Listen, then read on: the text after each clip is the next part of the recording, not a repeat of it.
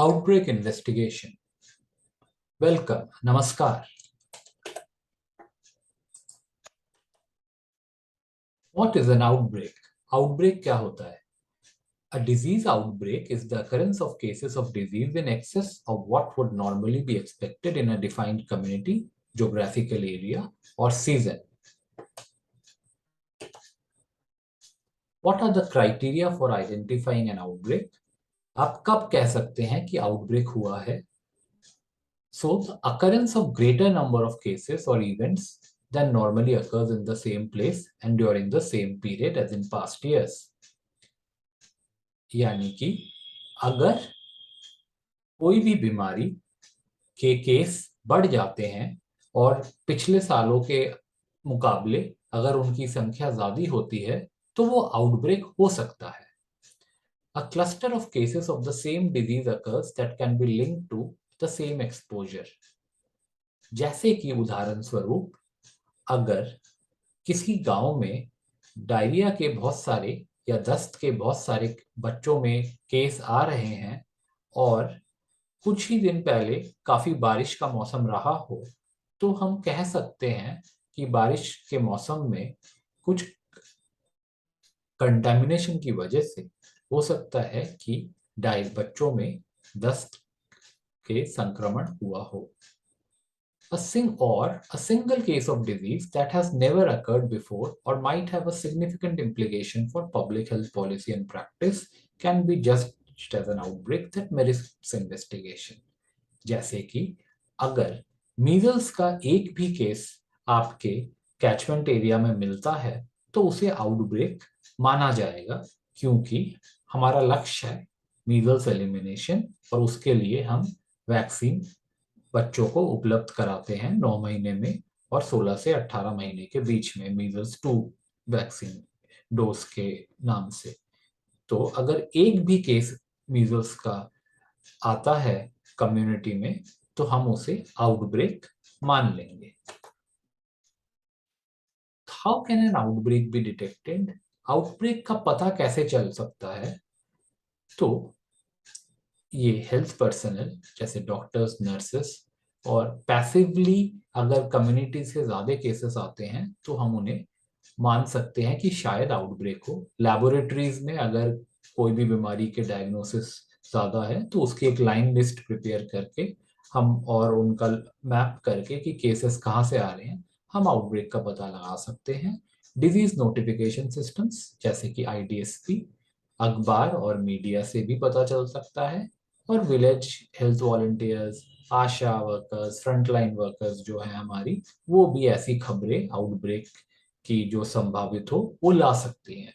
हालांकि सबसे बेहतर यही है कि अगर हमारा जो डिजीज नोटिफिकेशन सिस्टम है उसी के माध्यम से आउटब्रेक का पता चले. अगर न्यूज़पेपर या मीडिया के माध्यम से आउटब्रेक का पता चल रहा है तो इसका मतलब है कि हमारा नोटिफिकेशन सिस्टम उतना बेहतर काम नहीं कर रहा है.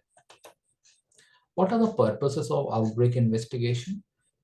First, controlling the current outbreak. Outbreak को रोकना, उसको समाप्त करना ही हमारा पहला उद्देश्य है आउटब्रेक इन्वेस्टिगेशन का. प्रिवेंशन ऑफ फ्यूचर आउटब्रेक्स, भविष्य में आउटब्रेक्स उस प्रकार के ना हो उसके लिए जो हमें सीख मिल पाए आउटब्रेक इन्वेस्टिगेशन से वो हम लेते हैं. Research to provide knowledge of the disease, अगर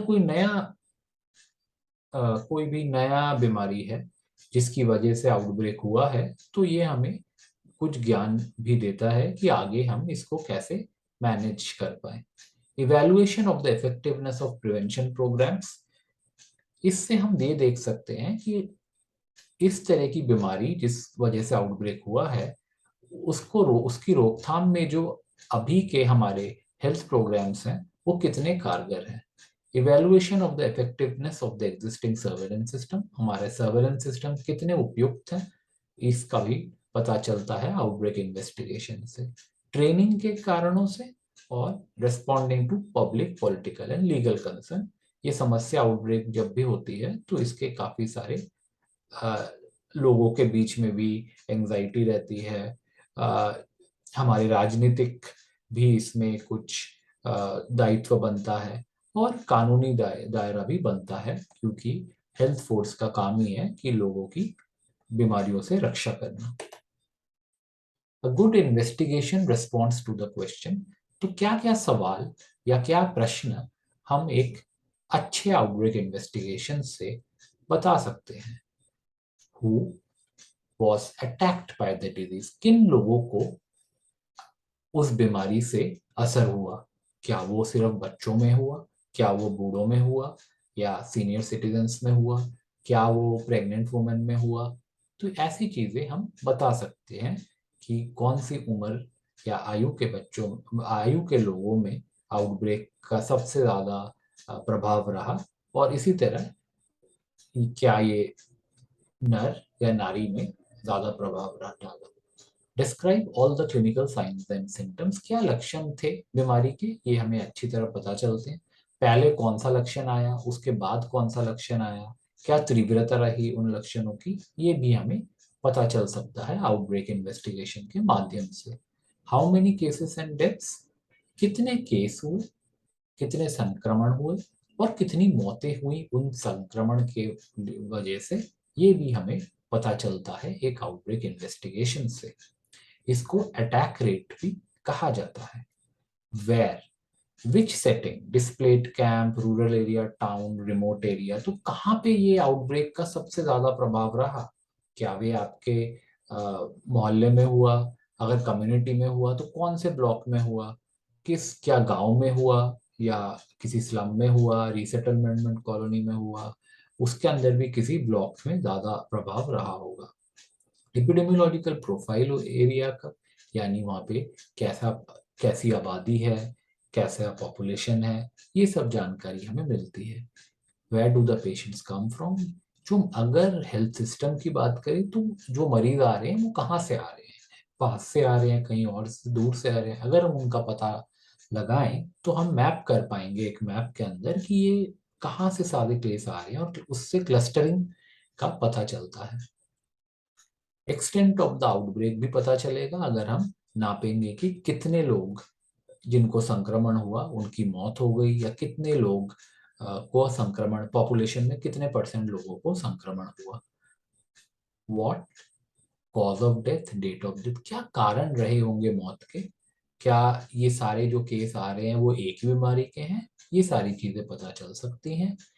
खासकर अगर कोई संक्रमण है तो उस संक्रमण का क्या कारण है, वो संक्रमण कैसे फैलता है, क्या वो किसी खाने से फैलता है, दूषित पानी से फैलता है, ये सब हमें पता चलेगा अगर हम एक अच्छा आउटब्रेक इन्वेस्टिगेशन करेंगे। कि अगला है हाउ, तो इन केसेस का लिंकेज कैसा है? अभी हमने संक्रमण की बात करी, तो ये केस ये संक्रमण एक मनुष्य से दूसरे में कैसे फैलता है?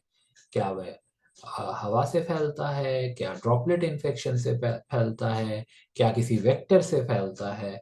ये सब हमें पता चल सकता है आउटब्रेक इन्वेस्टिगेशन से। कौन कौन लोग रिस्क में है, किनको खतरा है, ये भी हमें पता चलेगा जब हम आउटब्रेक इन्वेस्टिगेशन करेंगे।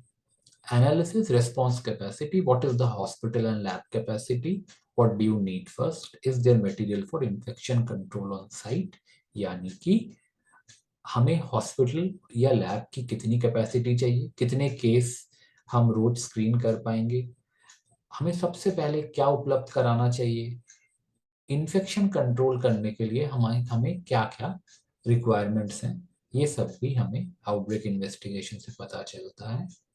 और परसेप्शंस, जो हमारी हेल्थ फोर्स है उनका क्या नजरिया है इस बीमारी के बारे में, इस आउटब्रेक के बारे में, ये सब जानना भी बहुत ही अनिवार्य है। क्योंकि अगर लोकल टीम का मोटिवेशन, उनका मनोबल कम रहेगा तो हम आउटब्रेक पे कामयाबी नहीं कर पाएंगे।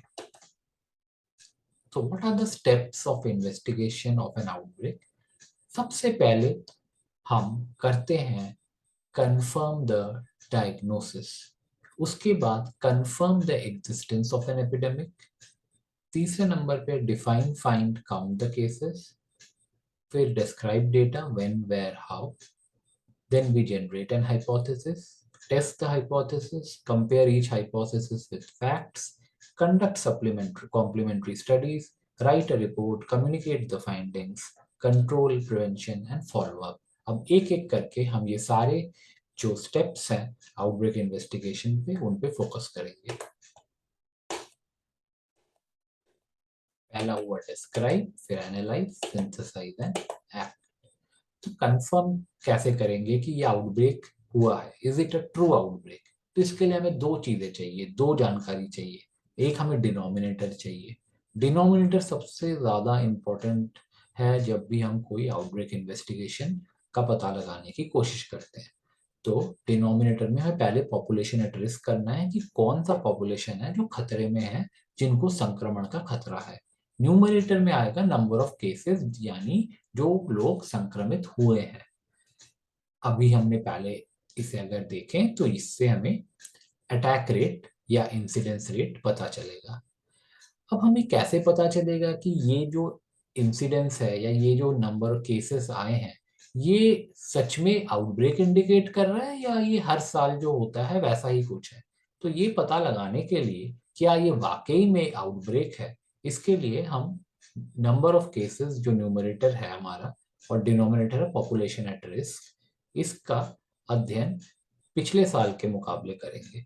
तो पॉपुलेशन एट रिस्क तो संभवत उतना ही रहेगा एक एरिया में माइग्रेशन की वजह से जितना चेंज आया होगा, पर न्यूमरेटर जो है उसको हम कंपेयर कर सकते हैं। तो वो कैसे कंपेयर करेंगे?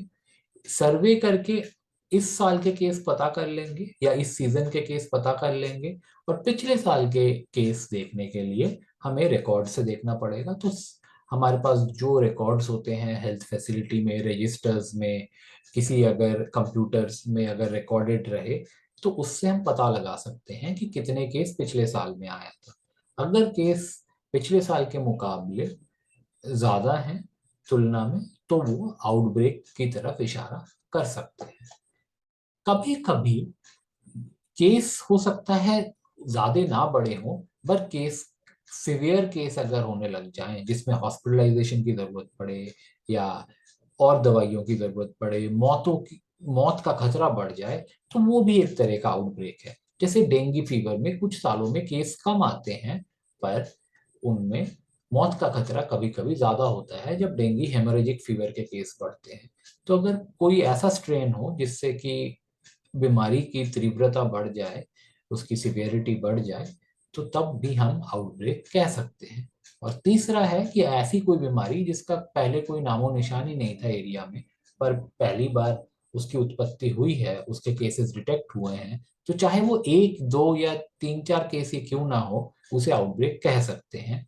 फाइनली कुछ केसेस जैसे मीजल्स, जिनके लिए सरकार नियमित प्रयास कर रही है एलिमिनेशन की, और हम वैक्सीनेशन सारे अंडर 5 बच्चों का कर रहे हैं, वहां पे अगर एक भी केस आ जाए तो उसे आउटब्रेक मान के उसका इन्वेस्टिगेशन करना अनिवार्य है। Verify the diagnosis and etiology of the disease.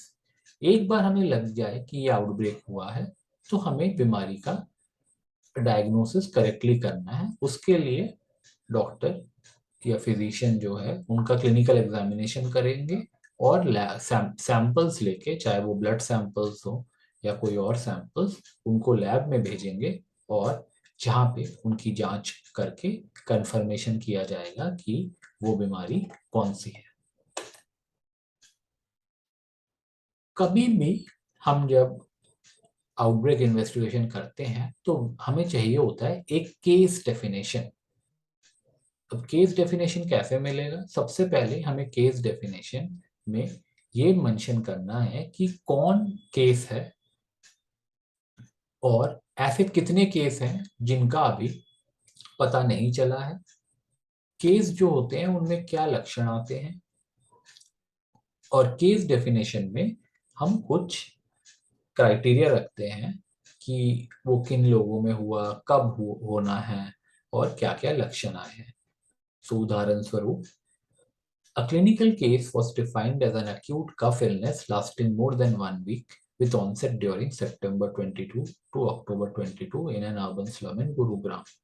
यहाँ पे हमने बताया कि अगर किसी में अचानक खांसी उठती है जिसकी सीमा 1 हफ्ते से ज़्यादा की हो गई हो और वो सितंबर 2022 से अक्टूबर 2022 के बीच में ये खांसी की बीमारी हुई हो और जिन लोगों में ये बीमारी हुई है वो एक अर्बन स्लम गुड़गांव में रहते हैं। तो अगर ये सारे क्राइटेरिया मिलते हैं तो हम उसे केस मानेंगे अथवा नहीं। क्लिनिकल फीचर्स बताने अनिवार्य होते हैं। पॉपुलेशन एट रिस्क, किन किन में ये बीमारी हो सकती है, जैसे कि अगर कोई संक्रमण है जो बच्चों तक ही सीमित रहता है तो पॉपुलेशन एट रिस्क भी सिर्फ बच्चों की पॉपुलेशन ली जाएगी। पर अगर कोई ऐसा संक्रमण है जैसे कोविड था जो हर लोगों में होती है, उसमें पॉपुलेशन एट रिस्क शायद पूरा पॉपुलेशन हो, पर उसके अंदर भी हमें पता था, शुरू काफी जल्दी पता चल गया था कि बुजुर्ग लोगों में ये बीमारी ज्यादा होती है और तीव्रता उसकी ज्यादा होती है, खतरा भी ज्यादा होता है, मौत का खतरा खासकर। तो उस वजह से पॉपुलेशन एट रिस्क जब हम बोलते हैं तो उसके लिए अलग डिनोमिनेटर्स, अलग पॉपुलेशंस भी कंसिडर करे जा सकते हैं। रिस्क फैक्टर्स क्या हैं? तो क्या क्या खतरे हैं? जैसे कोविड के समय हमें पता था कि मास्क नहीं लगाना, सोशल डिस्टेंसिंग नहीं प्रैक्टिस करना, हाथ नहीं धोना साबुन से, ये सारे खतरे थे जो कोविड का संक्रमण का खतरा बढ़ाता था। कुछ बाहर के बिहेवियरल फैक्टर्स थे, कुछ अपने भी फैक्टर्स थे, जैसे लोगों में जिनमें इम्यूनिटी कम थी, जैसे कि डायबिटीज के मरीज, उन लोगों में भी खतरा ज्यादा था। तो कोई भी आउटब्रेक हो उसमें हमें रिस्क फैक्टर्स पता लगाने की कोशिश करनी पड़ती है और फाइनली हमें एक्सप्लेन करना पड़ता है कि आउटब्रेक क्यों हुआ। तो कैसे आइडेंटिफाई कर सकते हैं? उसके लिए हम कोई इटियोलॉजी पता लगाने की या कारण पता लगाने की कोशिश करते हैं बीमारी का। कहाँ से ये सूत्र क्या है इन्फेक्शन का? क्या ये किसी मच्छर काटने से हुआ? क्या ये किसी एक आदमी से दूसरे में गया? किस तरह से ये स्प्रेड होता है? क्या ये हवा के माध्यम से, ड्रॉपलेट के माध्यम से, या किसी अ, कोई शारीरिक संबंध बनाने से, जैसे सेक्सुअली ट्रांसमिटेड इन्फेक्शंस होते हैं, या अथवा ये और किसी रूप से स्प्रेड होता है? What are the risk factors? क्या क्या इसमें रिस्क फैक्टर्स हैं जिससे कि किसी इंसान को इन बीमारी का खतरा बढ़ जाता है? What are the determinants of the outbreak or the factors which when combined together result in the outbreak?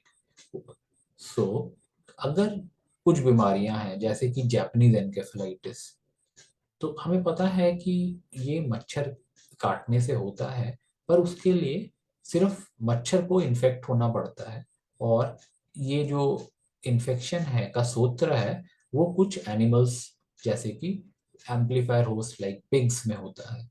तो इसमें देखा गया है कि जो ये बीमारी होती है ये तभी हो पाएगी जब मच्छर भी रहे और साथ में ये जो जानवर, कुछ जानवर जो होते हैं जिनमें इन्फेक्शन पहले से ही मौजूद रहता है वो भी रहे। तो पिग्स जैसे एम्पलीफायर होस्ट है, तो अगर पिग और मच्छर दोनों रहें तो जापानीज एनकेफेलाइटिस का खतरा बन सकता है। एनवायरमेंट और other studies to supplement epidemiological findings, कभी कभी हमें अपने वातावरण में भी कुछ ऐसी चीजें निकालनी पड़ती हैं जो कि आउटब्रेक करने में शायद मदद करे। जैसे कि अगर डेंगू का आउटब्रेक का सोचें तो जिन जगहों पे पानी इकट्ठा हुआ हो, साफ पानी कंटेनर्स में इकट्ठा रहे, वहां पे एडिस मॉस्किटो की ब्रीडिंग का खतरा ज्यादा है और इसी वजह से एक कोई भी डेंगू आउटब्रेक होने का खतरा भी ज्यादा होने का। अब हम कैसे पता करेंगे कि आउटब्रेक का कारण क्या है? तो जो जो हमें सबूत मिले होते हैं आउटब्रेक इन्वेस्टिगेशन के वक्त, उसको हम लैब में भेजेंगे। जैसे अगर कोई सैंपल्स हो, क्लिनिकल एविडेंस कि क्या क्या साइन एंड सिम्टम्स, क्या लक्षण रहे होंगे, एनवायरमेंटल एविडेंस जैसे कि अभी हमने बात करी कि अगर कुछ ऐसा वातावरण हो जो संक्रमण को प्रमोट करता हो, तो वहाँ पे एनवायरमेंटल एविडेंस भी दिया जा सकता है, एपिडेमियोलॉजिकल एविडेंस, जो कि हमें पता चलेगा कि किन लोगों में ये बीमारी हुई, कितने लोगों में ये बीमारी हुई, किन लोगों को ये ज़्यादा खतरा है, क्या ये बीमारी एक ही जगह में रहने वाले लोगों में हो रहा है, दो अगर एक से ज़्यादा केस हैं तो उन दोनों का कोई लिंकेज या कोई लिंक है या नहीं है। अंततः on site reporting and recommendations to concerned authorities, जो भी आउटब्रेक इन्वेस्टिगेशन करते हैं उसकी एक रिपोर्ट बनाई जाती है और वो हेल्थ सिस्टम के लिए बड़ी उपयुक्त होती है, क्योंकि उससे हम आउटब्रेक कंट्रोल करने के लिए जो भी प्रयास करने हैं वो हम उसमें लिखते हैं।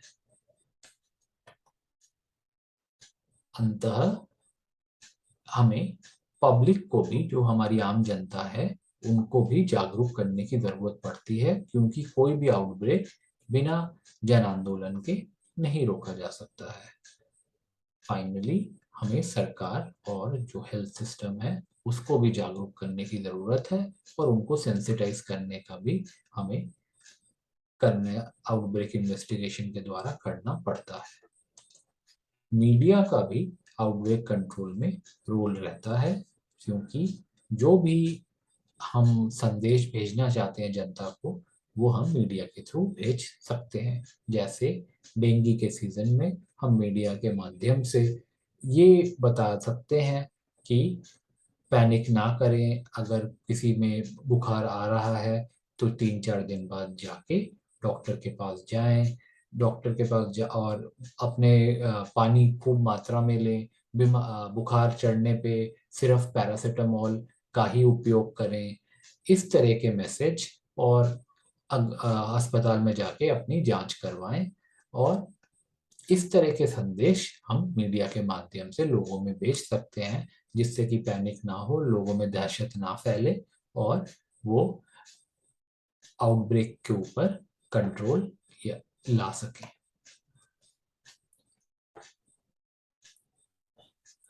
आउटब्रेक खत्म कब होता है, इसका उत्तर देना थोड़ा सा मुश्किल रहता है। तो सम टेक्निकली अगर कोई भी केसेस नहीं आ रहे और उस बीमारी का इंक्यूबेशन पीरियड के 2 गुण से ज्यादा समय बीत चुका है, तो हम कह सकते हैं आउटब्रेक खत्म हो रहा है। इंक्यूबेशन पीरियड का मतलब है कि जब वो इन्फेक्शन या संक्रमण एक बार शरीर में प्रविष्ट होता है, उसके बाद जो लक्षण आने में कितना समय लगता है। एक अच्छा आउटब्रेक इन्वेस्टिगेटर वो है जो रिकमेंडेशंस देता भी है और उनका पालन भी करता है। अंततः ये एक आउटब्रेक की स्लाइड है जो दिखा रहा है कि किस तरह से आउटब्रेक जब शुरू में हमें लगता है सबकी संभावना है आउटब्रेक हुआ है, उसको कैसे कंफर्म करोगे, किस समय पे कंफर्म डायग्नोसिस और कंफर्मेशन ऑफ आउटब्रेक एक ही टाइम पे शुरू कर देना पड़ता है प्रैक्टिकली।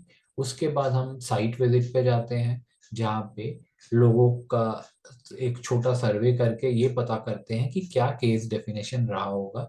उस सर्वे में उन्हीं लोगों से पहले बात करते हैं जो संक्रमित हुए हैं, उन लोगों में कैसे सिम्टम्स आए, साइंस आए, उनका पता करने की कोशिश करते हैं और आगे चल के उस डेटा को एनालाइज, एक छोटा सा स्टडी करके डेटा को एनालाइज करते हैं और कंट्रोल के लिए जो भी उस आउटब्रेक की रोकथाम के लिए जो भी कदम उठाने पड़े वो हमें शुरू से ही लेने हैं, क्योंकि आउटब्रेक कोई भी आउटब्रेक इन्वेस्टिगेशन का उद्देश्य का सबसे बड़ा मकसद यही है कि जल्दी से जल्दी हम आउटब्रेक को कंट्रोल कर लें, उसको रोक लें। एक उदाहरण स्वरूप फूड बॉर्न आउटब्रेक्स का दूंगा। तो इसमें क्या होता है कि food borne outbreak, food poisoning की कोई भी अगर दूषित खाना है जिसमें किसी कीटाणु की वजह से अगर कोई बैक्टीरिया हो सकता है, जिसकी वजह से वो खाना, दूषित खाना खाने से लोगों में बीमारी होती है, बुखार चढ़ सकता है, डायरिया, दस्त लग सकते हैं, पेट में दर्द हो सकता है, और वो सिम्टम्स कुछ में कभी बहुत जल्दी आ जाते हैं और कुछ में खाना खाने के 24 घंटे या 48 घंटे बाद भी आ सकते हैं। डिपेंड करता है उसके लिए कि कौन से बैक्टीरिया ने इन्फेक्शन करा है। ये जो फूड बॉर्न आउटब्रेक्स होते हैं, ये इनमें अचानक से ऊपर जाते हैं और केसेस एकदम ऊपर जाएंगे केस, और फिर केस एकदम झट से समाप्त भी हो जाते हैं, क्योंकि ये तभी तक केस होंगे जब तक लोग ये दूषित खाना खाया है उन्हीं लोगों को ये होगा। बाकी लोग जैसे ही उन लोगों में सिम्टम्स आ गए उसके बाद कोई केस नहीं रहेंगे। इसको एक पॉइंट सोर्स एपिडेमिक भी क्या कहते हैं, क्योंकि ये सब लोग जो हैं ये एक ही उससे खाना खा रहे हैं, एक ही सोर्स से। तो कभी मान लो जैसे कोई गांव है और वहां पे कोई फंक्शन है जहाँ पे खाना परोसा गया लोगों को, और सभी लोग गांव वालों ने वहां से खाना खाया, और किसी एक खाने में मान लीजिए कि कोई इन्फेक्शन था, कोई बैक्टीरिया था, और तो उसकी वजह से आउटब्रेक हो सकता है। अगर हम देखें तो फूडबॉर्न आउटब्रेक इन्वेस्टिगेशन में भी वो सारे तमाम स्टेप्स हैं जो होंगे। तो उसमें पहले हम कंफर्म करेंगे कि आउटब्रेक हुआ है, और फूडबॉर्न आउटब्रेक में अगर कुछ लोगों में भी ऐसे लक्षण मिलते हैं जिन्होंने खाना खाया और उसी के तुरंत बाद उनको या एक दिन के अंदर अंतर में उन लोगों में कुछ लक्षण आने लगते हैं, बुखार के लक्षण हो, दस्त के हो, पेट दर्द के हो, उल्टी के हो, तो हम कह सकते हैं कि आउटब्रेक उनमें फूड बॉर्न आउटब्रेक हुआ है। हमें ऐसे सभी लोगों को पता लगाना है जिनको हॉस्पिटल ले जाने की ज़रूरत है, या जिनकी तबीयत ज़्यादा खराब है उनको हॉस्पिटल तक ले जाना है।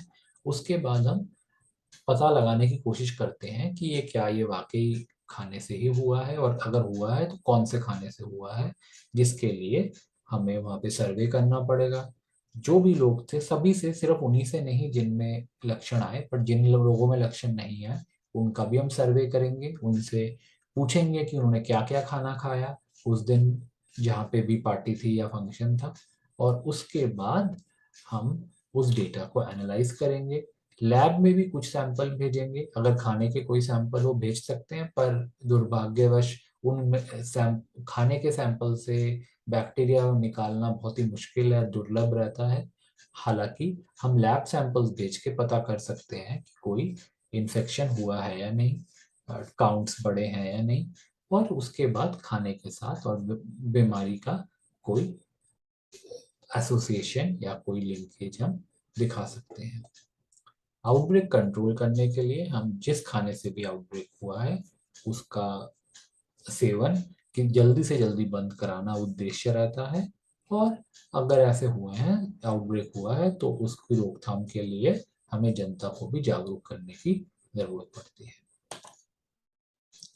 अब हम आपको एक असाइनमेंट देंगे। आप मान लीजिए आप अपने पीएचसी में हैं और आपके पास बहुत सारे लोग आ रहे हैं, और वो उनको दस्त के लक्षण हैं पिछले 2 हफ्ते से। तो कैसे आप बता पाएंगे कि ये एक आउटब्रेक है, और लोगों को इस आउटब्रेक की रोकथाम के लिए आप क्या क्या हिदायत देंगे। दूसरा, उसी पीएचसी में जहाँ पे आप हैं, मान लीजिए आपके पास एक बच्चा है जिसमें मीजल्स के बीमारी के लक्षण हैं। आपको पता होगा कि मीजल्स की बीमारी में क्या लक्षण होते हैं, और अब आप कैसे बता पाएंगे कि ये वाकई में मीजल्स है, और आप इस आउटब्रेक को रोकने के लिए क्या क्या कदम उठाना चाहेंगे। आपकी क्लास के वक्त ये हम दोनों सवाल का जवाब आपसे पूछेंगे और इस पे डिस्कस करेंगे। धन्यवाद।